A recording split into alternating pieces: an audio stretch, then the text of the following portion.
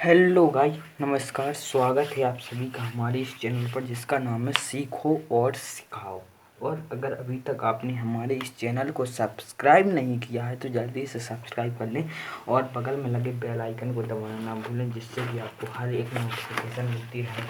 तो आज के टॉपिक में हम करने जा रहे हैं क्लास 11 की मैथमेटिक्स, जिसका पहले चैप्टर का नाम है समुच्चय यानी कि सेट्स। तो सबसे पहले हम लिखेंगे समुच्चय, जो हमारे इस चैप्टर का नाम है समुच्चय। समुच्चय को ही सेट्स कहा जाता है, मतलब ये इंग्लिश का नाम है और ये हिंदी वर्जन है। तो सबसे पहले समुच्चय की परिभाषा देख लें। समुच्चय की परिभाषा,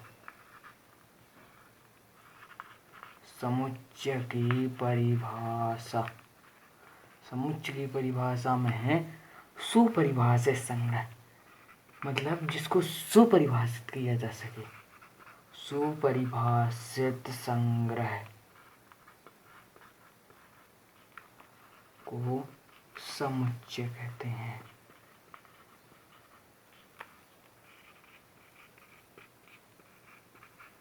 ये परिभाषा हुई। तो अभी यहाँ तक तो हो गया। तो चलो क्यों ना प्रश्नावली 1.1 के सवाल कुछ देख लें। अब प्रश्नावली 1.1 के सवाल।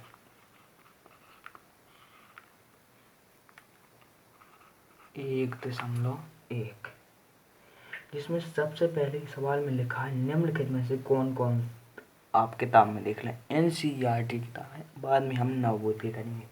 आप सही बच्ची किताब खोल लीजिए। तो इसमें सबसे पहले क्वेश्चन है निम्नलिखित में से कौन से समुच्चय, अपने उत्तर का औचित्य दीजिए। तो सबसे पहले लिखा है जे अक्षर से प्रारंभ होने वाले वर्ष के सभी महीनों का संग्रह। जे अक्षर से प्रारंभ होने वाले वर्ष के सभी महीनों का संग्रह।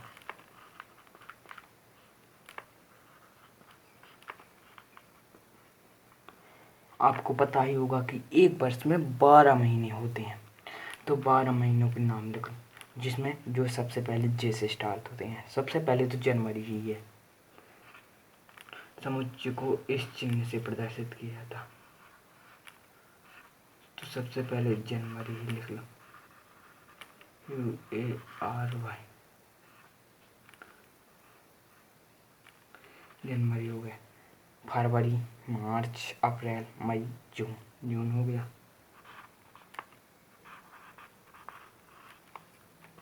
अब जुलाई,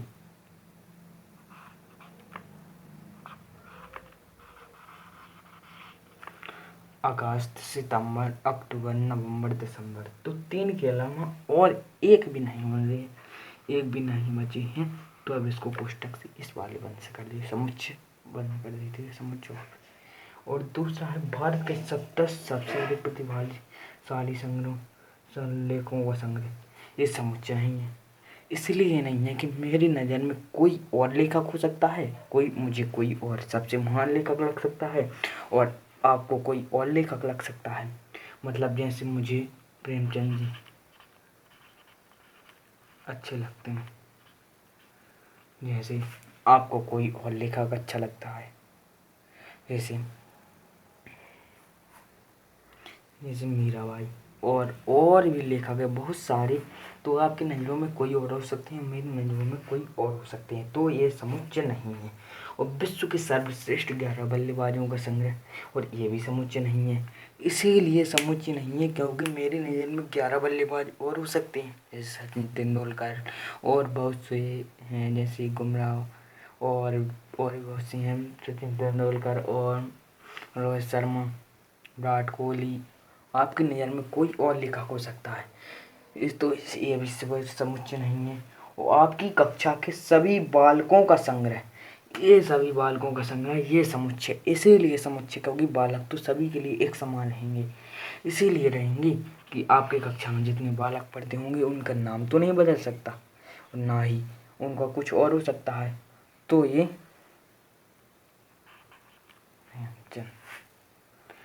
ये समुच्चय और 100 से कम सभी प्राकृत संख्याओं का संग्रह। और ये भी समुच्चय इसीलिए समुच्चय क्योंकि 1 से 100 तक की संख्या हम बदल नहीं सकती हैं। मेरे लिए 1 2 3 4 5 से डॉट डॉट से 100 तक हो सकती हैं और आपके लिए 1 2 3 4 5 से डॉट डॉट 100 तक हो सकती हैं। लेखक प्रेमचंद द्वारा लिखित सभी उपन्यासों का संग्रह ये भी समुच्चय क्योंकि उसके उपन्यास तो नहीं बदल सकते हैं। और इस अध्याय में आने वाले प्रश्नों का संग्रह, इस अध्याय में आने वाले ये भी सुपरिभाषित संग्रह है, इसीलिए समुच्चय है क्योंकि इस अध्याय में मतलब सबसे पहले चैप्टर का नाम ही तो समुच्चय जैसे, और दूसरे का नाम है संबंध एवं फलन, और तीसरे का त्रिकोणमिति फलन, और चौथे गणितीय आगमन का सिद्धांत। ये सभी के लिए चैप्टर एक ही रहेंगे, बदल तो नहीं सकते। तो ये भी संग्रह है। विश्व के सबसे अधिक खतरनाक जानवरों का संग्रह, इसमें आपको थोड़ा डाउट होगा, इसीलिए डाउट हुआ क्योंकि ये समुच्चय तो है परंतु इनको कुछ बच्चों को लगेगा कि हमारी नज़र में कुछ और हो सकते हैं, कुछ और हो सकते हैं जानवर, तो ये जानवर उसमें गिने जा सकते हैं। मतलब ये जानवर उनको समुच्चय बनाकर गिना जा सकता, सुपरिवार संग्रह नहीं है। इसीलिए नहीं है क्योंकि मेरी नज़र में कुछ और जानवर सब हो सकते हैं। मुझे जैसे चीता अच्छा लगता है, आपको कुछ और लोमड़ी अच्छी लगती होगी, तो ये नहीं है सुपरिवार संग्रह और ना ये समुच्चय। और तो अब आगे प्रश्न पहला हल हो चुका है और दूसरे में लिखा है, मैं उतार लेता हूँ।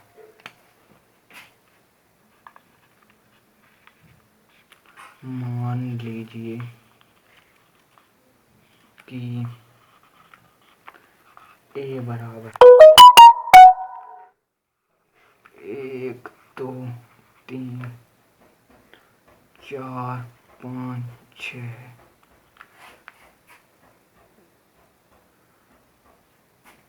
और स्थानों में उपर्युक्त रिक्त स्थानों में उपर्युक्त प्रतीक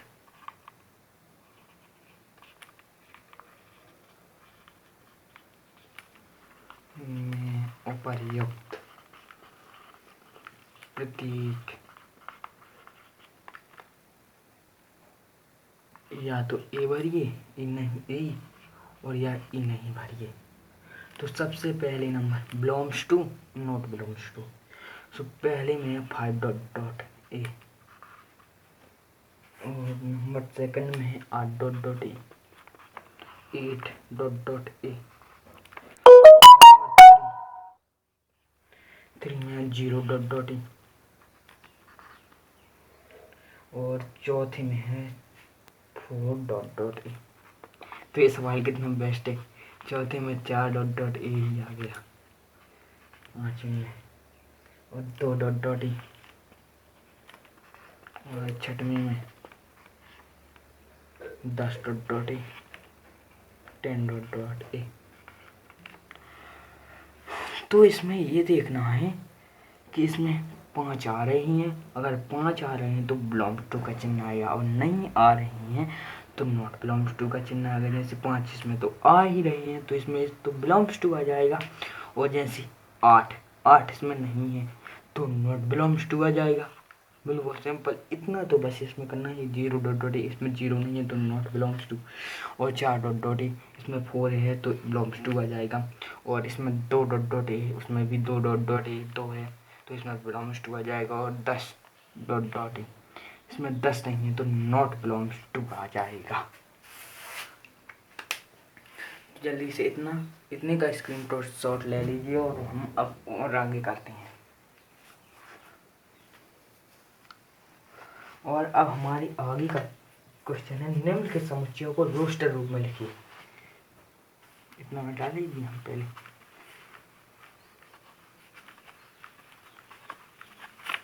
निम्न के समुच्चयों को रोस्टर रूप में लिखिए, रोस्टर रूप में लिखना है। तो सबसे पहला क्वेश्चन है ए बराबर x अनुपात x एक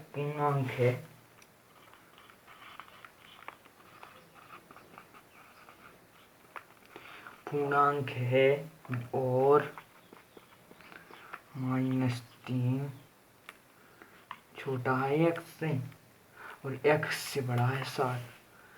तो रोस्टर रूप कैसे लिखना पड़ता है आपको पता है।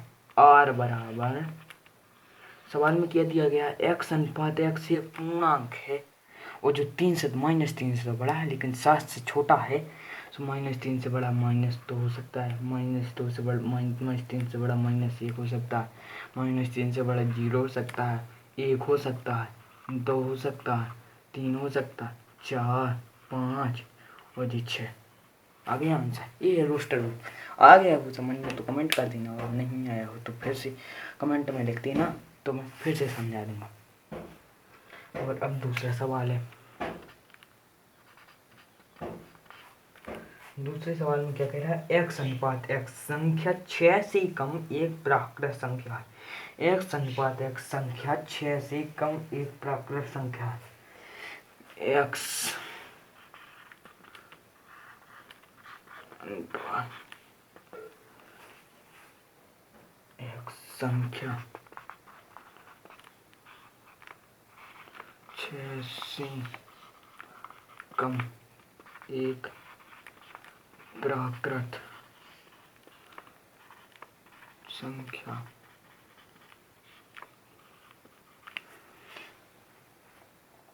6 से कम एक प्राकृत संख्या। प्राकृत संख्या तो आपको पता ही होगा, 1, 2, 3, 4, 5, 6 डॉट डॉट ऐसे था। उसमें क्या बोल रहा है, x अनुपात x संख्या 6 से कम एक प्राकृत संख्या। 6 से कम लिखना है तो r बराबर रोस्टर रूप में लिखना है। r बराबर 6 से कम लिख देने प्राकृत संख्या 1, 2, 3, 4, 5। आ गया आंसर। इतना सिंपल से तो सवाल है। चलो अब तीसरा सवाल, सी नंबर में क्वेश्चन नहीं उतारूंगा, आप बुक में ही देख लेना, बहुत टाइम लग जाता है क्वेश्चन उतारने। तीसरा सवाल है, x अनुपात x संख्या 2 अंकों की एक ऐसी प्राकृत संख्या जिसमें अंकों का योगफल 8 हो। तो प्राकृत संख्या तो आपको पता ही होगा, 1, 2, 3, 4, 5, 6, 7, 8, 9, 10। जैसे सबसे पहले नंबर पे 1,7, दूसरे नंबर पे 2,6, तीसरे नंबर पे 3,5, चौथे नंबर पे 4,4, पाँचवें नंबर पे 5,3 और छठवें नंबर पे 6,2। और भी हो सकती हैं अभी तो 1,7, 2,6, 3,5, 4,4, 5,3, 6,2 इसी को लिख देना है। तो अब मतलब इनको कॉमन नहीं लगाना है बीच में।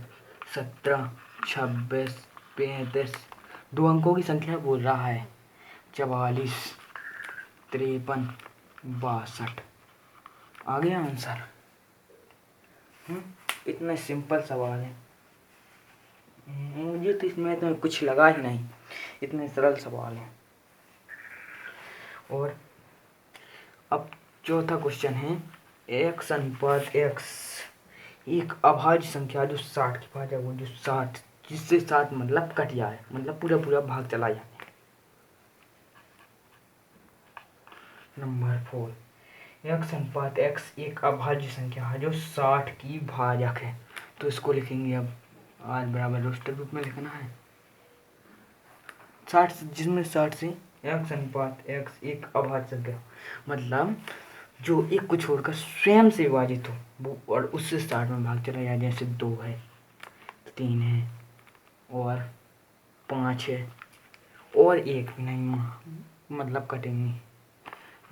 जैसे मैं भाग लगा के ही बता देता हूँ, 2 से 60 में भाग लगाया तो 31 पूरा पूरा भाग चला गया, और ऐसे ही 3 से भाग लगाया 60 में, सो 3 दूनी 6 और कट्टे 0 0 और 5 से भाग लगाया 60 में, 5 एकम 5, 6 में से 5 गई, 1 होता नहीं 0, 5 दूनी 10 कट्टे पूरा पूरा भाग चला गया।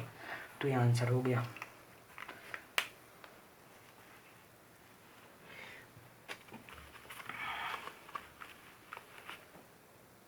नंबर 5,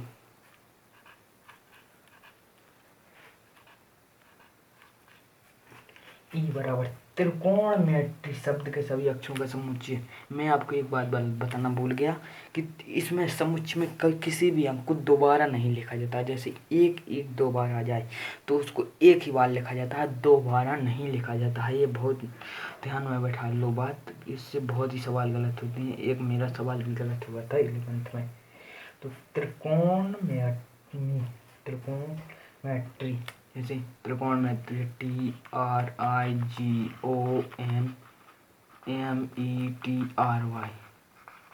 अब इसको समुच्चय कैसे बनेगा, क्योंकि अभी हमने इसे समुच्चय बना ही नहीं। अब बनाएंगे हम इसे समुच्चय। रोस्टर रूप मतलब R बराबर TRI कोमा लगा के, अब GONME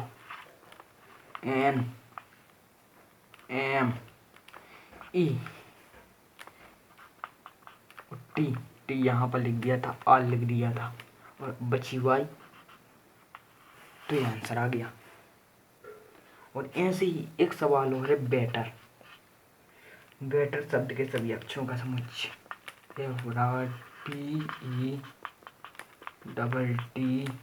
BETTER।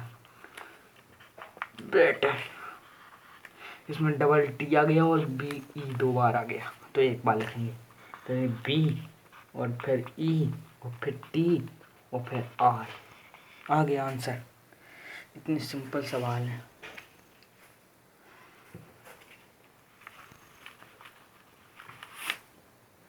और अब चौथी सवाल थी, हम कल करेंगे। आज की कक्षा को यहीं पर ख़त्म करते हैं। तो अगर आपको वीडियो हमारा अच्छा लगा हो तो इस चैनल को सब्सक्राइब कर दें और लाइक कर दें, और दोस्तों में शेयर करना ना भूलें अगर आपको पसंद आया हो तो।